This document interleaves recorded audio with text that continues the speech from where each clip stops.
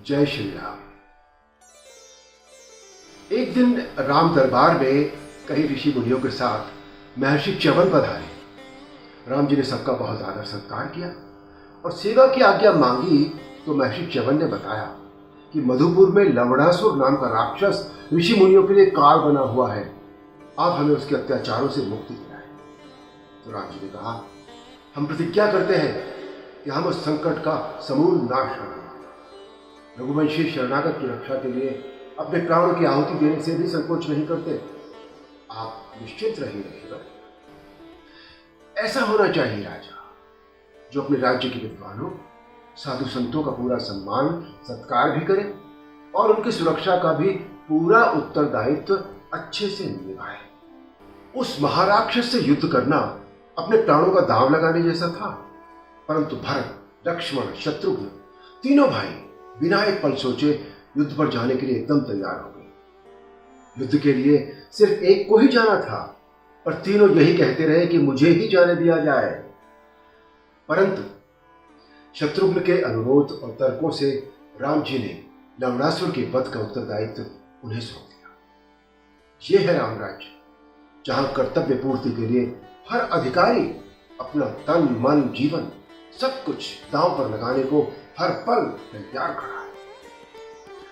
राम जी अयोध्या में ही मथुरा के भावी राजा के रूप में शत्रुघ्न का राज्याभिषेक करते हैं और प्रस्थान से पहले उन्हें अपना अमोघ बाण देते हुए कहते हैं, शत्रुघ्न, शास्त्र कहता है कि वीर को उतनी ही शक्ति का प्रयोग करना चाहिए जितनी परम आवश्यक है। आत्मसंयम की सीख और आशीर्वाद देकर राम जी शत्रुघ्न को मथुरा के लिए विदा करते हैं। विधि का विधान देखिए।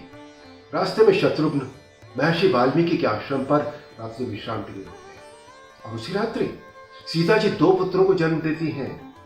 सूर्यवंश के इन 2 दीपकों के जन्म के समय अपने आप पूरे वन में सूर्यवंश की पताकाएं लहरा रही हैं। उस समय शत्रुघ्न द्वारा ही उनका जातक संस्कार होता है और आशीर्वाद स्वरूप सूर्यवंश के चिन्हों से अंकित हार शत्रुघ्न द्वारा सूर्यवंश के इन दोनों नवजातों को देता है। लवणासुर के प्रसंग में वो एक बहुत महत्वपूर्ण बात अपनी पत्नी से कहता है, ध्यान से सुनिए। कहता है, ये ऋषि मुनि ही आर्यों की वास्तविक मूल शक्ति है। ये बड़े बड़े यज्ञ और वैदिक अनुष्ठानों के द्वारा बड़े वैज्ञानिक अनुसंधान करके ऐसी शक्तियां प्राप्त करते हैं जिनसे हमारी मायावी शक्तियों को परास्त कर सकते। हमारे मामा महाराज रावण का कहना था कि यदि ऋषियों मुनियों का समूल नाश कर दिया जाए तो पृथ्वी पर केवल और केवल राक्षसों का राज होगा। ये गंभीरता से समझने और याद रखने वाली बात है।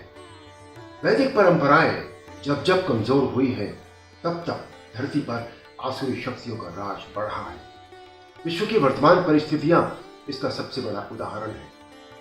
कल्याणकारी वैदिक परंपरा का विरोध विनाशकारी राक्षसी प्रवृत्ति के लोग आज भी उसी तरह करते आ रहे हैं।